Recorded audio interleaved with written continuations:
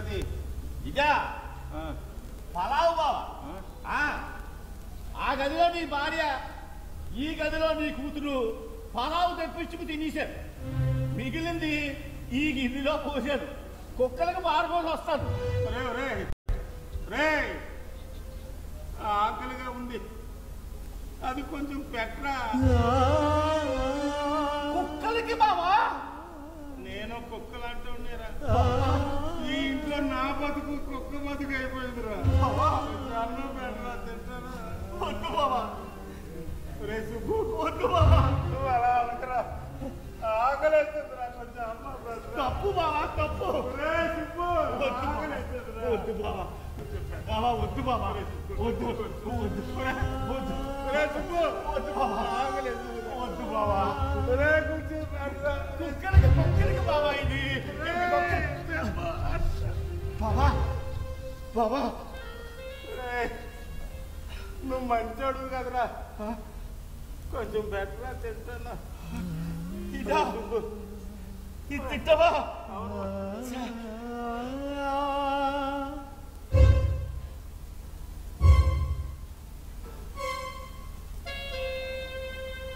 బావా ఒక్క నిమిషం బావా, ఒక్క నిమిషం, ఇప్పుడే వస్తా.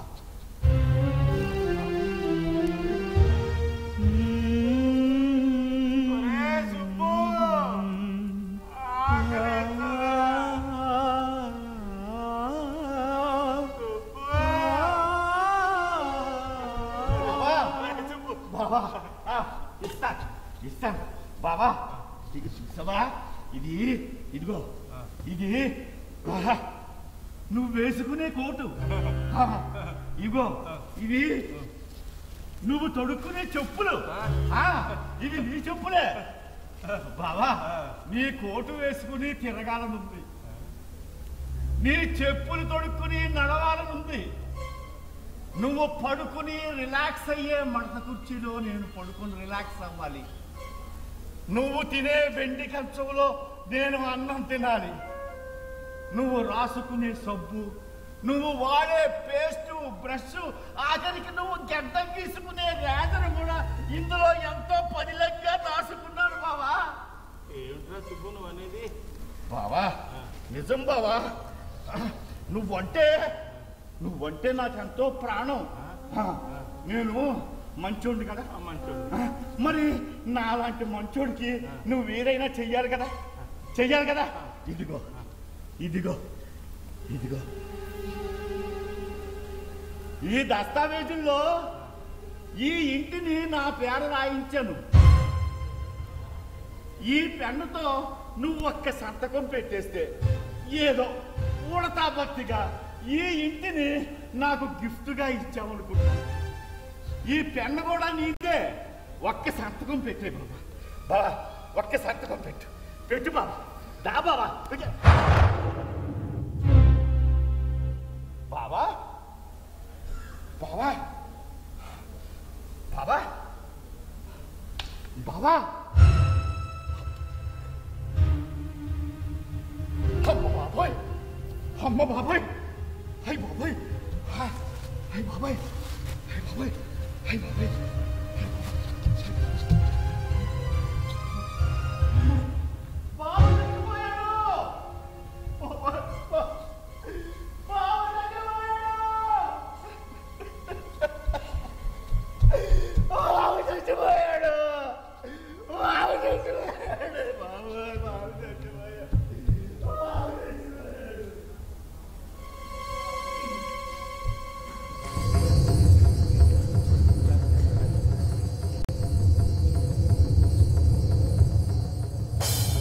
వచ్చేసారా దేవా? నమో నమః. ఏమిరా ఇంత తొందరగా మరణించావేమి? నరకం భరించలేకపోయాను దేవా. ఇంకా మా వాళ్ళే నా కోసం ఎంత ఎడిచినా మళ్ళీ బ్రతకాలన్న ఆలోచన కూడా రాదు నాకు. కొన్నాళ్ళు బ్రతకవలసింది కదా. చచ్చినా బ్రతకం. నేను చచ్చిపోయానని మా వాళ్ళు కుళ్ళుకులు ఏడవాలి. అది నా కళ్ళారా చూడాలి. బాగానే ఉంది. బ్రతుకు మీద నీకు చాలా విరక్తి కలిగినట్టుంది. సరే సరే, నీ వాళ్ళు ఎలా ఏడుస్తున్నారో చూద్దాం.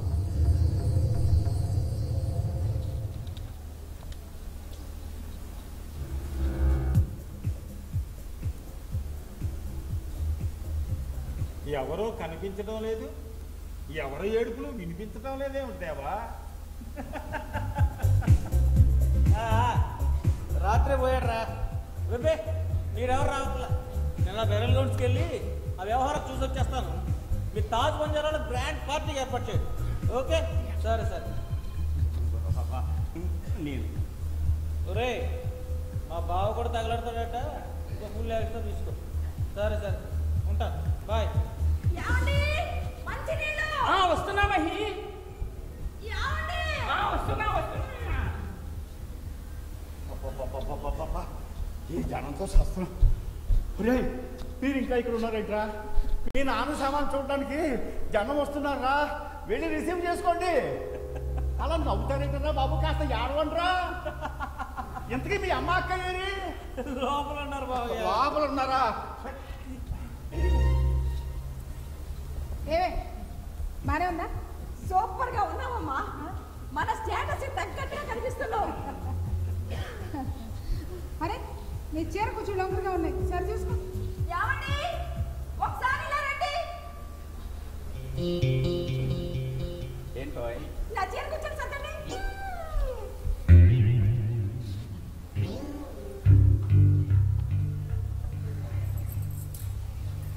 ఇప్పుడు బాగుంది. ఎలా ఉందమ్మా? సూపర్ గా ఉన్నావు. అరే ఈ చేయి ఇంకేంటి ఇలా పెట్టుకున్నావు? అల్లుడు గారు సర్ది. భలే ఉంది. మీ సంబరాలు సంత కదా, ఏదో పెళ్లికి వెళ్తున్నట్టు తయారవుతున్నారేంటమ్మా? బయట మీ ఆయన శవ ఉందమ్మా, దగ్గర కూర్చుని ఏడిస్తే బాగుంటుంది. కింద కూర్చుండి నా చేత తగిలిపోతుంది అన్నయ్య. ఆయన తల దగ్గర ఒక మెత్తని కుర్చీ వేయించు. మెత్తటి కుర్చీయా? అలాగే. ఆ శవాన్ని తీసుకెళ్లి ఏర్పాట్లు జరుగుతున్నాయా? అవతల నాకు పోలేని పనులు ఉన్నాయి. ఏం పనులు? ఆ పనులేనా? ఊరుకో మావయ్య. అమ్మ మహి, వచ్చిన వాళ్ళకి కాస్త కాఫీలు టీలు ఏర్పాటు చూడమ్మా. నేను ఇప్పుడే చేయలేను మావయ్య. వచ్చే వాళ్ళకి నువ్వే ఏ కూల్ డ్రింక్స్ ఏర్పాటు చేయి. రామ రామ రామ రామ, ఇదంతా భావాత్మగాన్ని చూస్తే జుట్టు వేక్కుని మరీ ఏడుస్తుంది. సరేనమ్మా, నా తెప్పలేదు, నేను పడతాను. రండి, ఆలస్యం దేనికి, రండి రండి.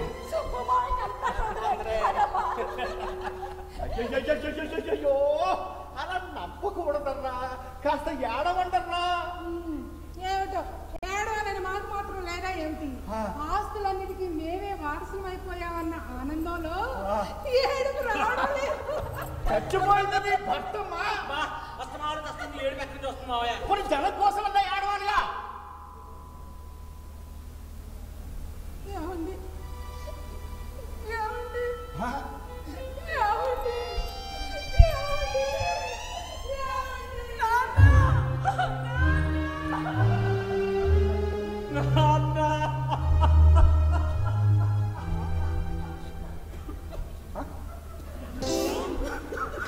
అయ్య బాబు,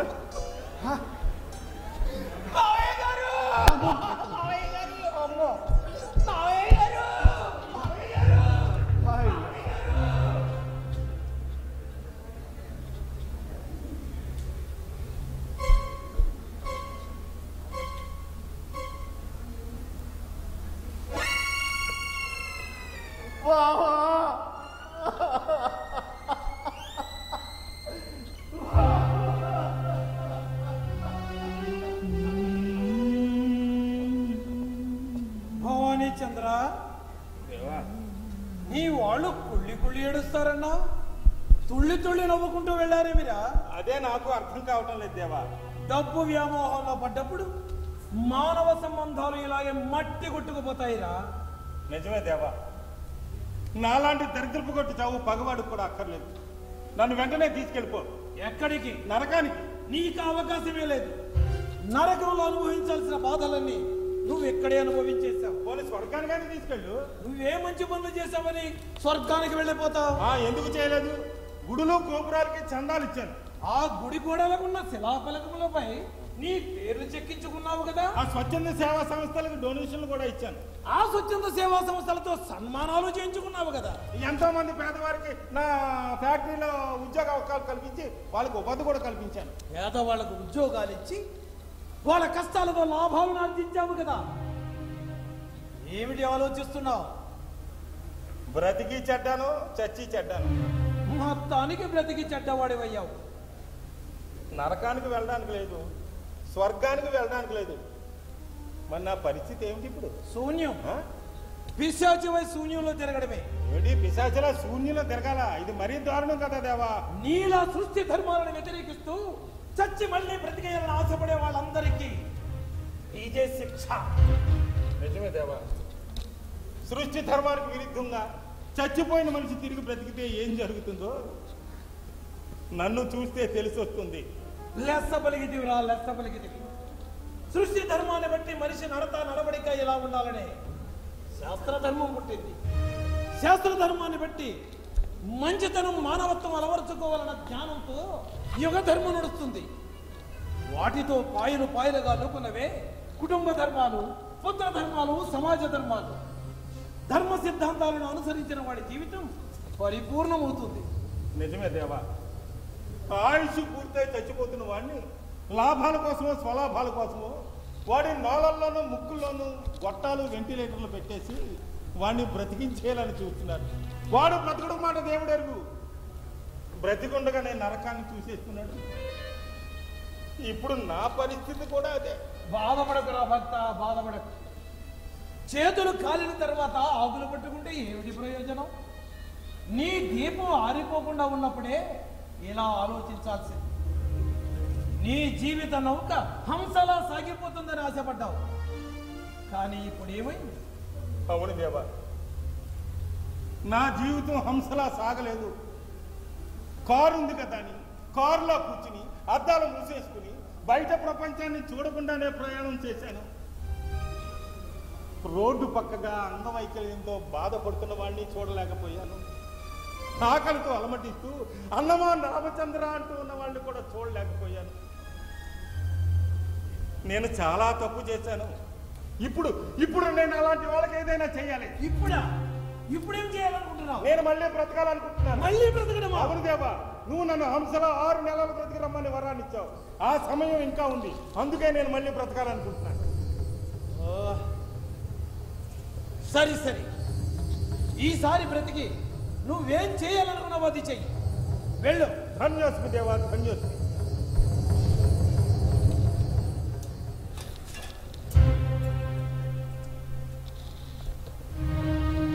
ఒక్క మాట, చూసే వాళ్ళందరూ ఇలా ఎన్నిసార్లైనా బ్రతికేయచ్చు అనుకుంటే పొరపాటు. ఒక నీతి మనిషికి తెలియాలంటే ఒక్కో కథ ఒక్కో విధంగా నిర్మించబడుతుంది. ఈ కథ, ఇందులో నీతి మీకు అవసరం.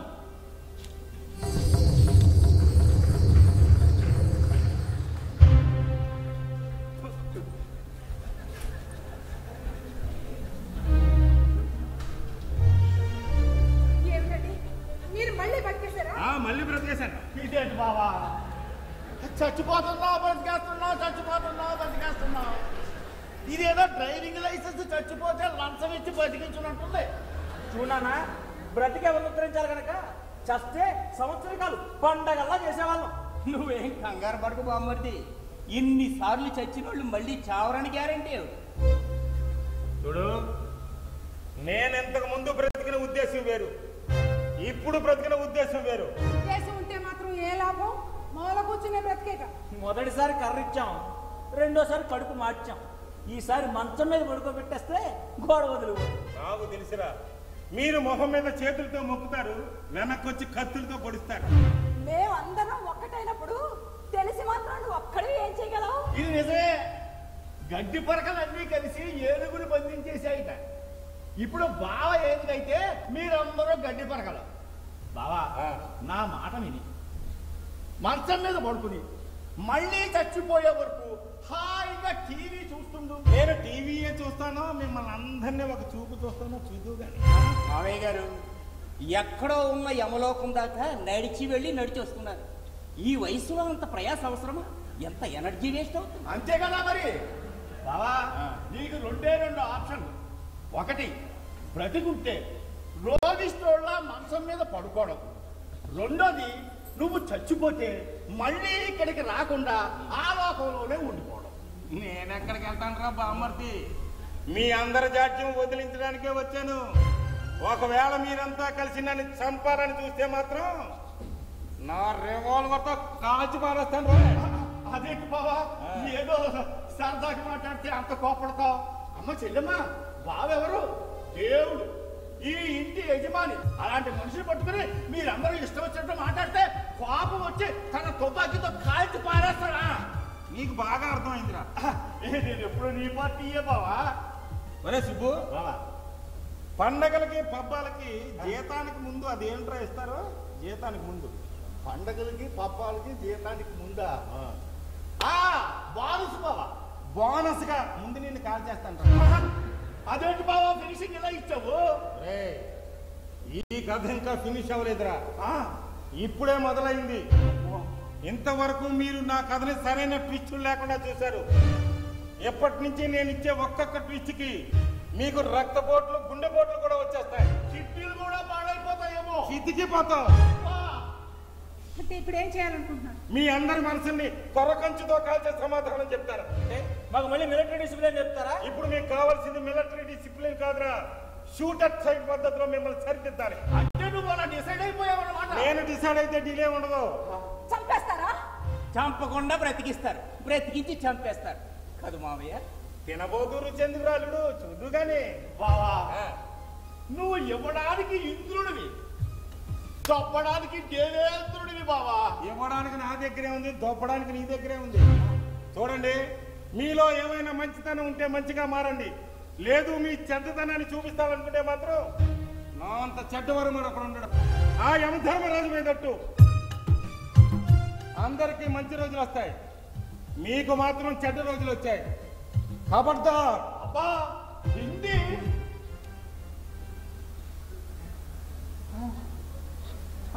Take care.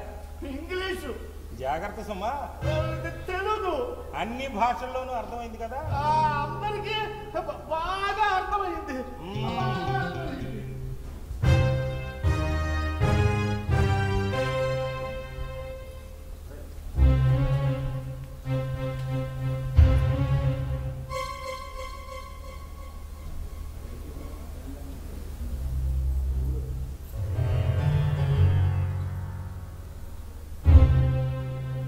శభాష్ భవానీ చంద్ర, శభాష్. నా మీద ఒట్టేసి మరీ చెప్పావు. నువ్వు అనుకున్నది సాధిస్తావు. నువ్వు నీ జీవితాన్ని మార్చుకోవటమే కాదు, నీ చుట్టూ ఉన్న వాళ్ళ జీవితాలను కూడా మార్చు. ఇది నీ కథ. నీ కథకు నువ్వే సరైన ముగింపించుకో.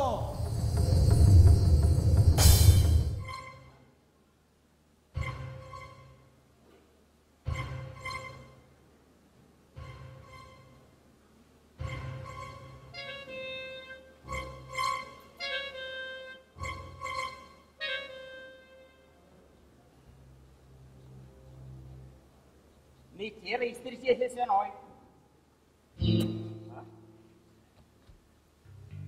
ఇది ఇస్త్రీ చేసిన చీర. మళ్ళీ ఇస్త్రీ చేసి తీసుకురండి.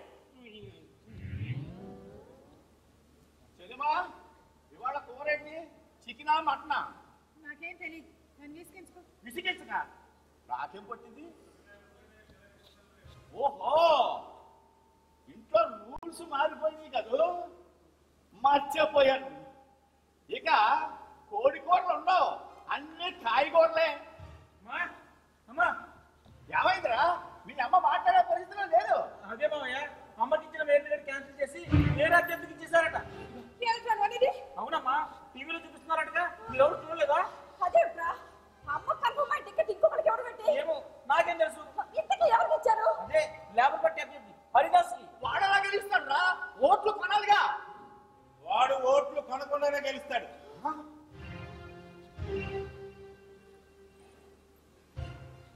అదేంటి బాబా, నువ్వు కూడా వాడిని సపోర్ట్ చేస్తున్నావు? వాడికి టికెట్ మీరు ఇప్పించారా? ఎస్, నేనే. ఆ పదవి అతనే కరెక్ట్. అయిపోయి నాశనం అయిపోయి, కట్అవుట్లు ఫ్లెక్స్లు కనుక ఖర్చు పెట్టిన ఖర్చు అంతా బూడిలో పోసిన పన్నీర్ అయిపోయింది. మీ అమ్మ వేరే టికెట్లు వేల పాటలో కొందరా, అది కూడా వేస్ట్ అయిపోయింది కదా. నేను ఎంతో మందికి కాంట్రాక్ట్ ఇప్పిస్తానని డబ్బులు తీసుకున్నాను. ఇప్పుడు వాళ్ళు వచ్చి అడిగితే నేను ఏం చేయాలి? నన్ను తినాలి, ప్రజలకు సేవ చేయడానికి పదవి కానీ డబ్బులు సంపాదించడానికి కాదు. ఎందుకు చేశారు ఈ పని? మీరు నన్ను భార్యలా చూస్తున్నారా, పరాయిదాన్లా చూస్తున్నారా? మీరు చేసిన ఈ పనికి నలుగురు నా ముఖం మీద నవ్వుతుంటే నా పరువేం కావాలి? ఇంట్లో ఉంటే ఎవరు నవ్వరుగా? అంటే నన్ను ఇల్లు దాటి తరగదంటారా? నువ్వేమన్నా అనుకో, నువ్వు అధికారం కోసం తాపత్రయపడుతున్నావు. అధికారం అనేది అభిమానధనులకు అలంకారం కావాలి కానీ నీలాంటి అహంకారులకు కాదు. మా అమ్మ మేలు అవుతుందని ఊళ్ళో అందరికి గొప్పగా చెప్పుకున్నా. అప్పుడు చేసి ఫ్రెండ్స్ పార్టీలు కూడా ఇచ్చాను. ఇప్పుడంతా తుస్సుమంది. ఫాల్స్ ప్రెస్టేజ్లు వద్దురా. అమ్మ మేయర్ అవుతుంది, నాన్న మంత్రి అవుతాడు, మనను ఊర్లో ఏరేయచ్చని వెధవ కళలన్నీ కంటూ వెధవ విన్యాసాలని చేస్తే చివరికి ఎలా వెధవలు అవుతారు. మూర్ఖులా బ్రతకడం మానేసి మనుషులా బ్రతకడం నేర్చుకోండి. ఇంట్లో వాళ్ళని టార్చర్ పెట్టే మగాన్ని మిమ్మల్ని చూస్తున్నాడు. టార్చరా? అది ఎలా ఉంటుందో నాకంటే నీకే బాగా తెలుసు. మీరు క్యాన్సిల్ చేయించిన మేయర్ టికెట్ మీరే నాకు ఇప్పించాలి, లేదా నట్టింట్లో ఊరు పోసుకొని చేస్తాను.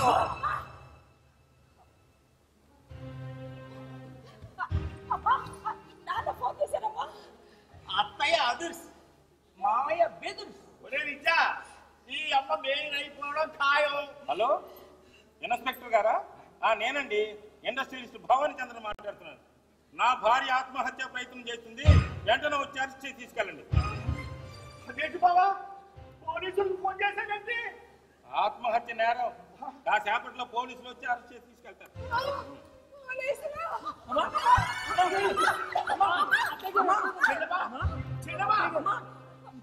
ఇదేంటి చిన్నమ్మ బ్యాటింగ్ తో అతను వచ్చేస్తాననుకుంటే బావ మమ్మల్ని కళ్ళు తిరిగి పడిపోయింది. చిన్నమ్మా చిన్నమ్మా ఇంట్లో మొత్తం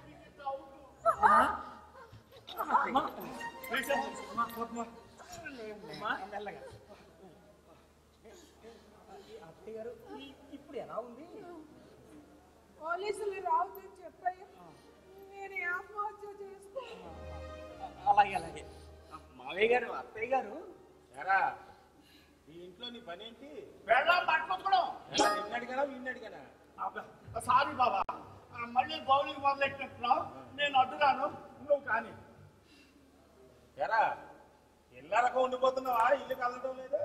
మావయ్య గారు అది చెప్పండి, నా పెళ్ళాం ఎక్కడుంటే నేను అక్కడే ఉంటానని చెప్పండి. విన్నారుగా మావయ్య. మొగుడు ఎక్కడుంటే పెళ్ళాం అక్కడ ఉండాలి. మొగుడు ఇంట్లోనే పెళ్ళాం ఉండాలి, అది సాంప్రదాయం. నేను ఇక్కడే పుట్టాను, ఇక్కడే ఉంటాను. మీరు వెళ్ళమన్న పెళ్ళేది లేదు. ఎరా నువ్వేం చేస్తావు? తను రానంటుంది కదా మావయ్య. అంటే నీ పెళ్ళాన్ని తీసుకెళ్లే ధైర్యం లేదని చెప్పు.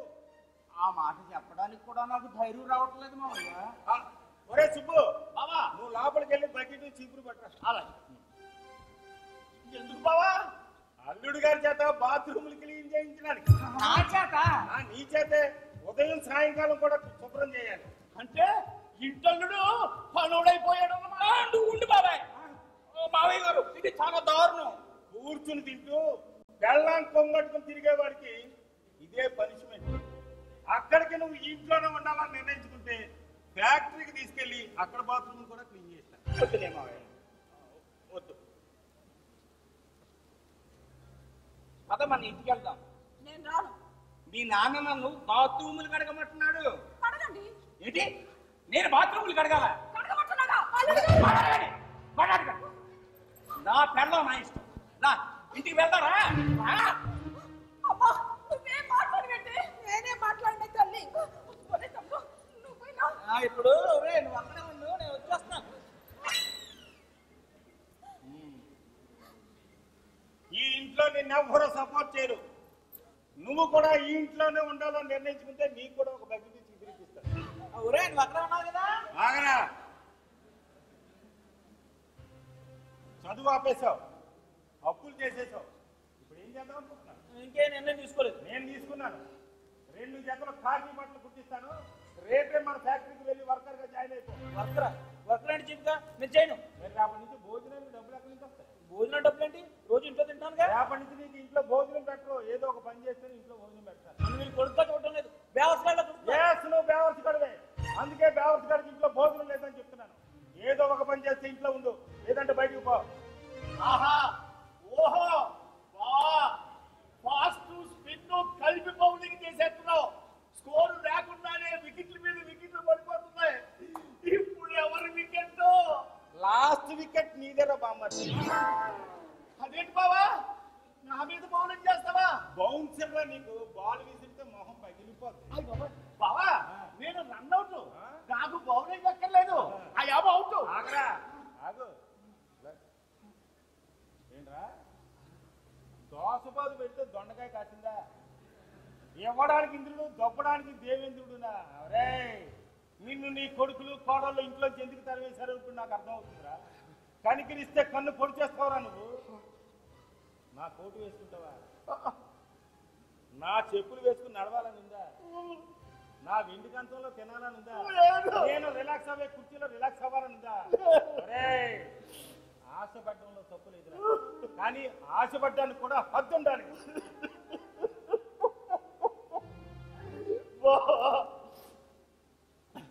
ఇప్పుడు నన్ను ఇంట్లో ఉండబట్టున్నావా, బయటికి వెళ్ళిపోబట్టున్నావా? కడుపు నింపుకోవడానికైతే ఇంట్లో ఉండు. కడుపు నిండిన తర్వాత కాళ్ళతో తన్నాలనుకుంటే మాత్రం బయటికి పో.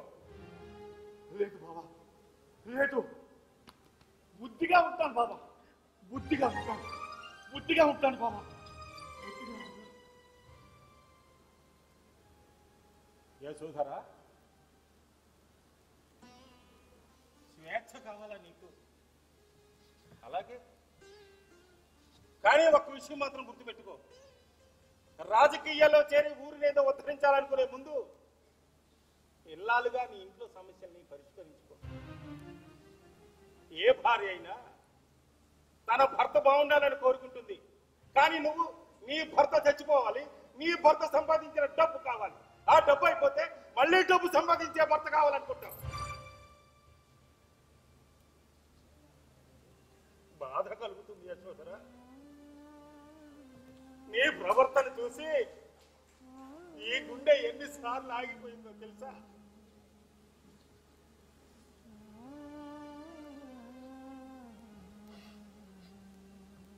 అమ్మా మహీజ,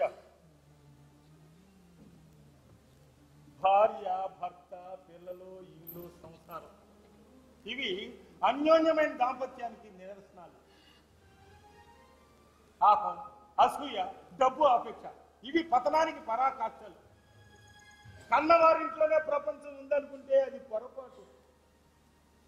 పెళ్ళైన తర్వాత భర్త అనురాగానికి వారధి కావాలి, పిల్లల మీద మమకారంతో మాతృమూర్తిగా వెలిగిపోవాలి. వీటిలోనే నువ్వు గొప్ప ప్రపంచాన్ని చూడగలవు. ఇవేమి నాకు అక్కర్లేదనుకుని కళ్ళు మూసుకుని నీ వైవాహిక జీవితాన్ని దూరంగా విసిరేసుకుంటే వాడెవడో అన్నట్టు ఆ తర్వాత నీ ఒళ్ళంతా కళ్ళు చేసుకుని వెతికినా నువ్వు పోగొట్టుకున్న జీవితాన్ని నువ్వు తిరిగి పొందలేవమ్మా. నా భార్య నాకు ప్రాణం అయితే నా కొడుకు, నా కూతురు నాకు 2 కళ్ళమ్మా. ఒక కంటికి దెబ్బ తగిలితే బాగు చేయించుకుంటాను కదా. నీకేదైనా ఆపద వస్తే నేను కాపాడుకుంటాను కదా. మరెందుకమ్మా నువ్వు నన్ను మాట్లాడినావు?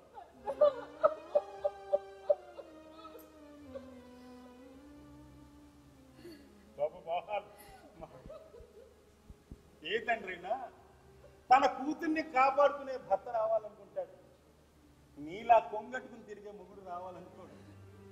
నీ భార్యను ఎదిరించు, బెదిరించు, ప్రేమించు, అంతేగాని సన్నాసిలా మాత్రం మారకు.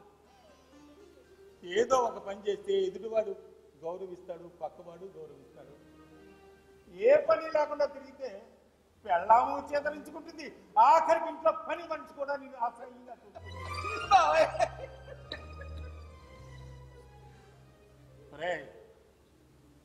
నీకు నిజం చెప్పనా? సునామీ వస్తే ఊళ్ళకు ఊళ్ళు కొట్టుకుపోతాయి, ఇల్లు, డబ్బులు అన్నీ కొట్టుకుపోతాయి. అందులో ప్రాణాలతో ఎవడైనా మిగిలితే వాడికి కట్టుకోవడానికి చిన్న గుడ్డ ముక్క కూడా మిగిలింది. వాడు ఎంత డబ్బున్నవాడైనా సుఖమే ఉంది. డబ్బు అంతా నీళ్ళలో కొట్టుకుపోయిన తర్వాత వాడు పేదవాడేగా. ఇక్కడ డబ్బు బ్రతకలేదురా, మనిషి బ్రతికాడు. మనిషిగా బ్రతికేవాడే గొప్పవాడు. డబ్బు మనిషిగా బ్రతికేవాడు ఎందుకు పనికిరానివాడు. నాకు డబ్బు ఉంది కదా, నాది రాజా బ్రతుకు, నేను ఏదైనా చేయగలను అనుకుంటే ఆ డబ్బు అంతా పోయిన తర్వాత అదిగో ఆ సునామీలో గుడ్డ మొక్కలేను బ్రతకాలరా.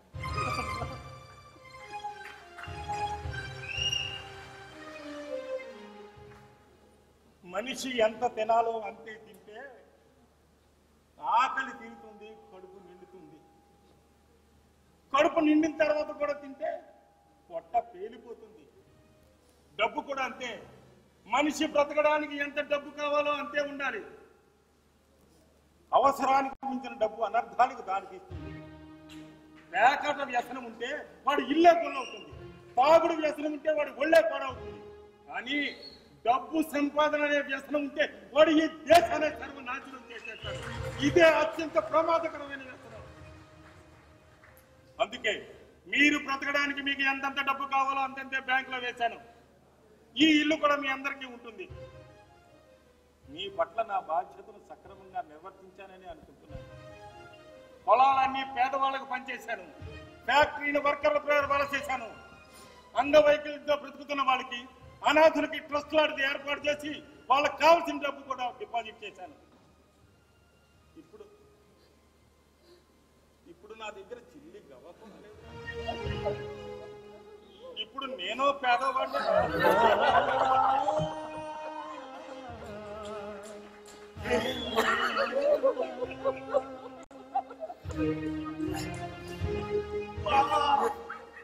నువ్వు నీకు నచ్చితే నాకు చంపేస్తావు, నచ్చకపోతే కొరికి చంపేస్తావు.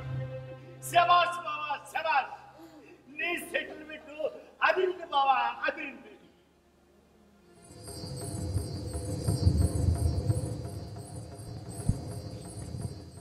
భవానీచంద్ర బ్రతికాడా లేదా అన్నది అప్రస్తుతం. కానీ అతని కథ మాత్రం బ్రతికే ఉంది. ఇది ప్రస్తుతం.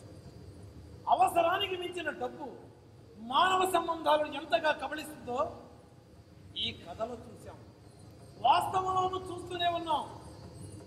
అందుకే ఈ కథ నీతిని చెబుతూ బ్రతుకుతూనే ఉంది, ఎప్పటికీ బ్రతికే ఉంటుంది. సర్వే జనా సుఖినో ఇది కందుకూరి కళా సమితి ధవళేశ్వరం వారి హంస కళానా పడవ.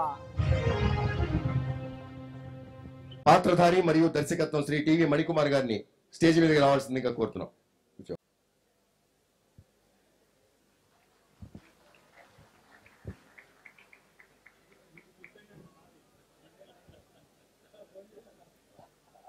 ఈ నాటకంలో స్త్రీ పాత్రధారులైనటువంటి పార్వతి బి ఉమా, మహీజా టి శ్రీలేఖ వేదిక మీద రావాల్సిందిగా కోరుతున్నాను. అలాగే సర్టిఫికెట్లు, ప్రశంసాపత్రము ముఖ్యమంత్రి గారి ద్వారా సంతకం ద్వారా చేస్తున్నటువంటి సర్టిఫికెట్లు అందజేయబడ్డాయి. డాక్టర్ పద్మలత గారు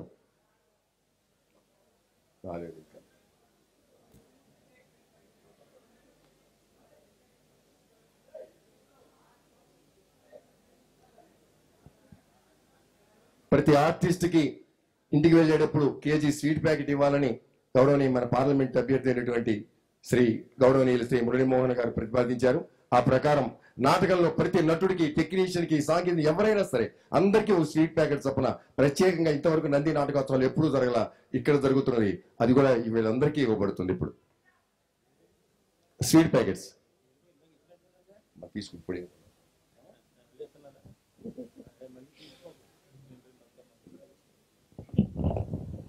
ప్రేక్షక మహేశ్వరికి చిన్న విజ్ఞప్తి.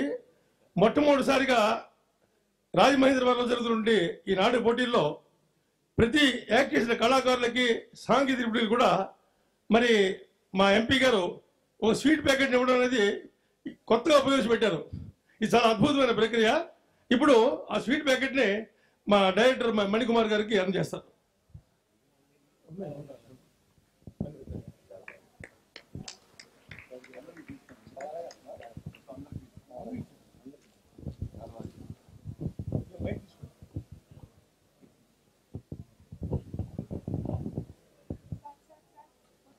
ఇట్లా ప్రతి నటుడికి కూడా స్వీట్ ప్యాకెట్ ఇవ్వబడుతుంది, అందరికీ, టెక్నీషియన్ తో సహా.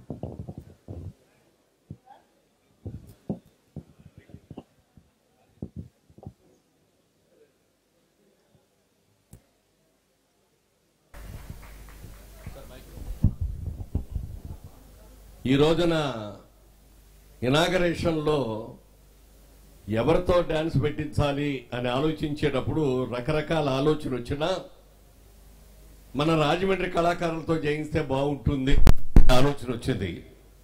అప్పుడు మిత్రులందరినీ అడిగితే వారి పేరు సజెస్ట్ చేశారు. ఒకసారి రిహార్సల్ చూద్దామని చూస్తే అద్భుతంగా ఉంది. ఆ రోజున గెటప్లు మేకప్లు ఏమీ లేకుండా చేస్తే వెరీ గుడ్ అనిపించింది మాకందరికి. చాలా సంతోషం అమ్మా. మీ పిల్లలందరితో కూడా చాలా బాగా చేశారు. పిల్లలు కూడా కష్టపడి చేసినందుకు నాకు చాలా గర్వంగా ఉంది. మన పిల్లలకి అద్భుతంగా చేసినందుకు.